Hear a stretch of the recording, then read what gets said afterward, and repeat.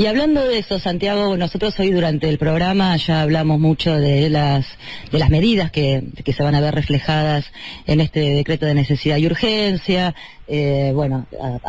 todo de las clases, es decir, hablamos mucho ya de lo que dijo en el día de ayer el presidente de la Nación, pero lo que fue nuevo, digamos, fueron los dichos de Horacio Rodríguez Larreta, que no deja de sorprender un poco, ¿no? Porque vos estabas hablando, sí, se está utilizando, me parece a mí un poco también el tema de la pandemia para sacar un rédito político, y en ese sentido quería saber tu opinión sobre los dichos de Horacio Rodríguez Larreta. Mira, yo creo que hay lo que ha dicho Larreta en algunos pasajes de su discurso no se condicen con las imágenes, con el testimonio colectivo o hasta con el testimonio individual de muchos porteños y porteñas que tienen que acceder a una atención médica y no la están consiguiendo. Eso lo vienen diciendo y lo vienen repitiendo muchos testimonios en el último tiempo, y con lo cual eso es muy contradictorio, ¿no? A veces parecería que Rodríguez Larreta lo que estaba describiendo era, no es la realidad epidemiológica de la ciudad, no es la realidad de lo que está sucediendo en los hospitales, en las clínicas, en los centros de atención de la ciudad de Buenos Aires. La situación de la segunda ola es muy compleja y está golpeando con cifras récord en la ciudad de Buenos Aires y en la zona del AMBA fundamentalmente, ¿no? Pues la zona de Buenos Aires y la zona también, toda la zona metropolitana, toda el área metropolitana de los municipios de la provincia de Buenos Aires que integran esa área. Ahí hay un conglomerado urbano que es muy, muy denso y lo que está sucediendo es eso, es que la segunda ola está golpeando allí con mucha virulencia, y las advertencias del presidente con respecto a, ya hace 3 semanas, que viene advirtiendo la necesidad de generar más y más medidas, más y más controles, y sobre todo facultando permanentemente a las autoridades jurisdiccionales para que tomen las medidas. Bueno, como se ve mucha demora en esa toma de decisiones, las termina tomando el presidente. Claramente, y acá entra a jugar un poco la política, porque termina siendo casi un juego de tiempos, de a ver quién es el que toma las medidas y paga un costo político. Bueno, ¿saben qué? Tenemos un presidente que no está pensando en la próxima elección. Tenemos un presidente que no está pensando en ganar elecciones ni en posicionarse para ser el líder de la oposición. Tenemos un presidente que está pensando en salvar vidas. Totalmente. Y por eso a mí me llama mucho la atención en los dichos de Horacio Rodríguez Larreta, de este amor repentino por la educación, ¿no? Que se lo escucha decir cuando en Cava...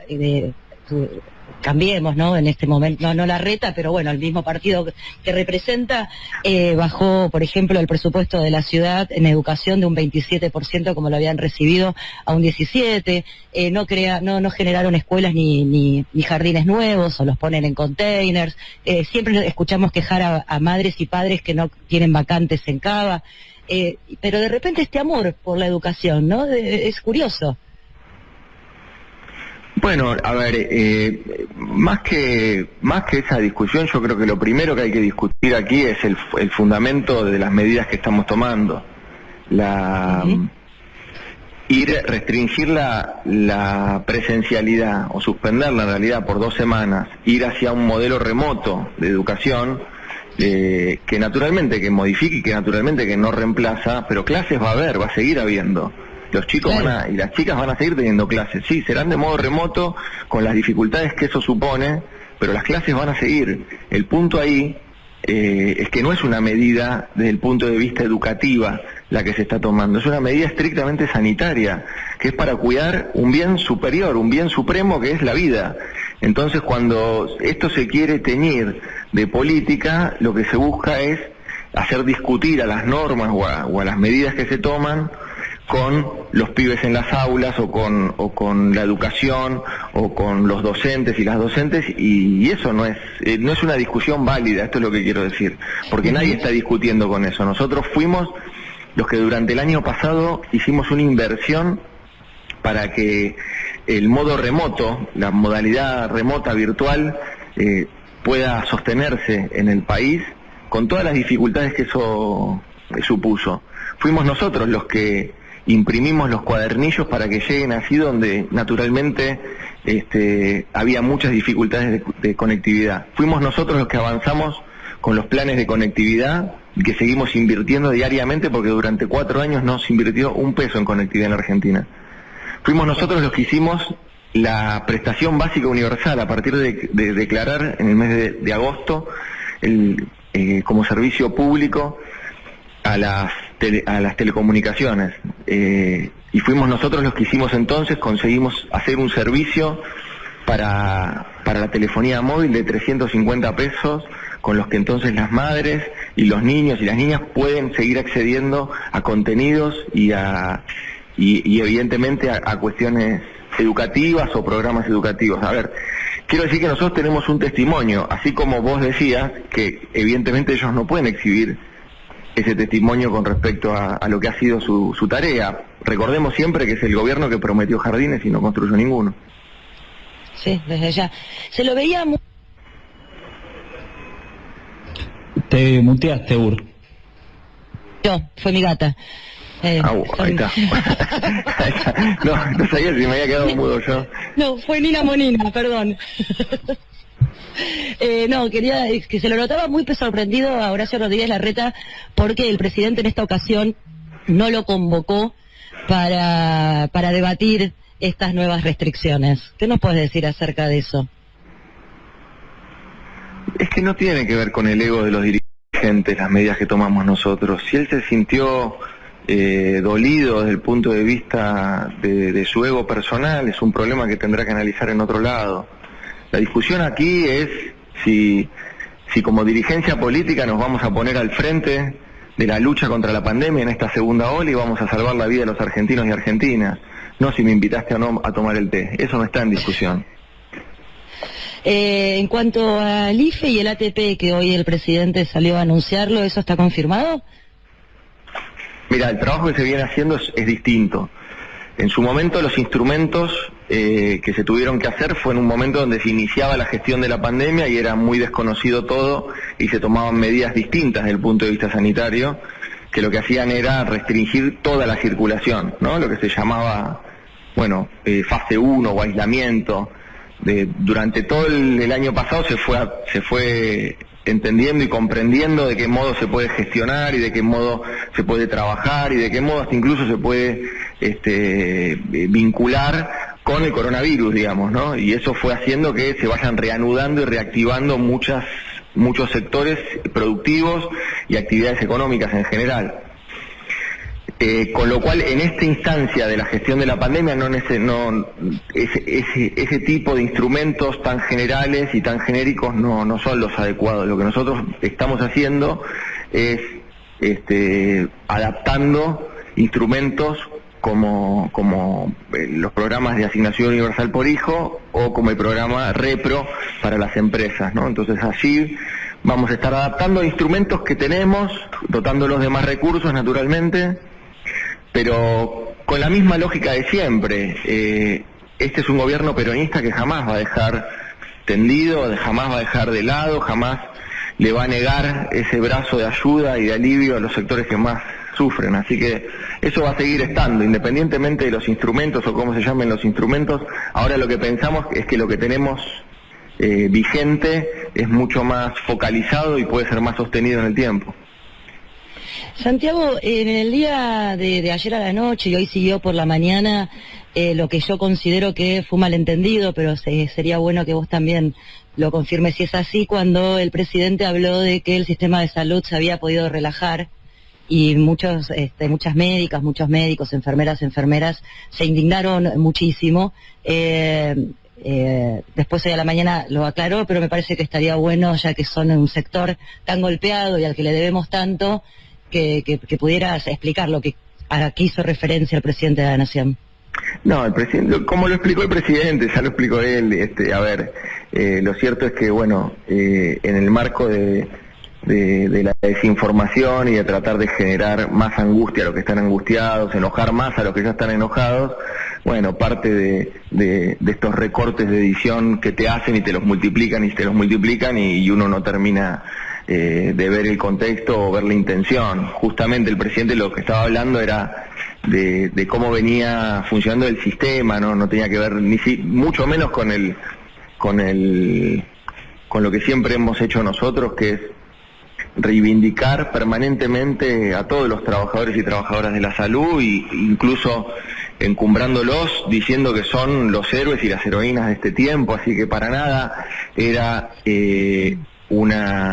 una discusión que se orientaba hacia ellos, sino que lo que se planteaba y se describía es algo que los mismos efectores de salud privada también manifiestan, que evidentemente ellos han tenido que atender otro tipo de patologías, y eso naturalmente va ocupando las camas, cuando por ejemplo el año pasado, como había muchas restricciones a la circulación cuando estábamos en aislamiento, la mayoría de esas patologías no se atendían o no había emergencias porque había muy poca circulación. Ese era el punto, digamos, y ya lo explicó el presidente y me parece que fue muy claro, sobre todo porque también ahí nosotros tenemos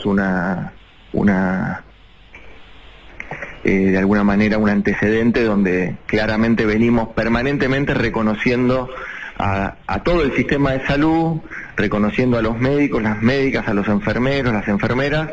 Lo hemos hecho siempre desde que se inició esto, incluso desde antes. Pensá que nosotros somos el gobierno que inició su gestión con 4 millones de dosis de vacuna abandonadas en un galpón, con todo el programa de telemedicina abandonado en el Correo Argentino, con un 25% menos en el presupuesto de lo que era el Ministerio de Salud, lo que era la Secretaría de Salud.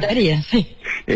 Nosotros somos ese gobierno que vinimos desde el primer día reivindicando la salud pública y reivindicando todo el sistema de salud argentino integralmente, público y privado, de las obras sociales. Es decir, nosotros ahí podemos mostrar muchos antecedentes recientes de cómo hemos actuado, y hasta incluso lo podemos exhibir incluso en el presupuesto para este año, donde ha aumentado más del 50% el presupuesto para el Ministerio de Salud en el año 2021. Santiago, te va a hacer una pregunta a mi compañero Facundo Ale. Sí, Cafiero, ¿cómo está? Le quiero consultar respecto al tema de los colegios, y aclarando que nosotros estuvimos a favor de esa medida y la veníamos reclamando. ¿Qué fue lo que cambió en la jornada de ayer? Porque cuando arrancó el día, la ministra Bisotti hablaba de la importancia de seguir en los colegios, y a la noche eso cambió. Y la segunda, mañana va a haber una reunión Larreta con Alberto Fernández. ¿Hay posibilidad de que haya algún cambio respecto a las medidas, alguna marcha atrás? No, las medidas se van a estar publicando esta noche, así que la discusión y la conversación que tenga el presidente con el jefe de gobierno de la ciudad irá en otra dirección. Entiendo yo que lo que se busca ahí es generar mayor coordinación, que me parece que es necesaria, así que eso es lo que nosotros tenemos previsto, que haya mayor coordinación y predisposición a hacer cumplir las medidas, que son medidas de orden nacional, pero que, como toda medida de orden nacional, se tiene que adaptar en las provincias y en las jurisdicciones. Así que eso por un lado. Por otro lado, Bisotti lo que siempre explicó, por ahí a veces se mezcla esto, Bisotti y también el ministro de Educación, Nicolás Trota, siempre explicaron que distinguieron básicamente toda la tarea que se había hecho en las escuelas, toda la tarea que se había hecho en los colegios privados también, a la hora de cumplir protocolos y generar protocolos. Eso es por un lado real y es cierto, y siempre se destacó. Ahora, estas medidas no tienen que ver con la escuela, el aula en sí misma como un lugar o un ámbito de foco de contagio, sino todo lo contrario. Lo que supone esta medida es bajar la cantidad de circulación, que es lo que todos los epidemiólogos y expertos estaban manifestando, que había una necesidad muy grande de bajar la circulación, porque llegamos al pico de 27.000 casos, y eso en algún momento va a sobrecargar las unidades de terapia intensiva, y con el alto riesgo de saturación del sistema de salud. Me sumo a la pregunta que te hizo Facundo y en relación a eso, hoy en algunos medios se hablaba de que se le iba a pedir la renuncia al ministro de Educación Trota, porque hasta último momento él sostenía que la presencialidad en las aulas. ¿Esto es así? No, te lo desmiento totalmente. No, eso no es así. No, Nicolás hizo una tarea durante todo el año pasado, adaptando permanentemente todas las currículas y la necesidad de la administración de lo que es la educación en un país federal, donde tiene que articular con las provincias, donde tiene que articular con la ciudad de Buenos Aires, y eso se viene haciendo, viene existiendo un desempeño ahí muy bueno de parte del ministro, así que esto no debemos nosotros, me parece, que comprarnos la idea de que si uno ha tenido una argumentación y la realidad lo cambia, sobre todo en época de pandemia, y eso tiene que ofendernos de tal modo que entonces el único camino es la renuncia. Eso no es así, nadie está así, todos tenemos un compromiso mucho más profundo con este proyecto político, con los argentinos y argentinas, con el momento histórico que nos tocó. Ninguno va a tomarse las cosas de ese modo, así que confiamos siempre en el trabajo que están haciendo todos los ministros y ministras de la Nación, los funcionarios, las funcionarias, porque con muchísimas dificultades, con las dificultades de haber encarado e iniciado un gobierno que venía de la crisis del macrismo, se sumó la crisis de la pandemia. Ese es el estado de situación, así arrancamos nosotros.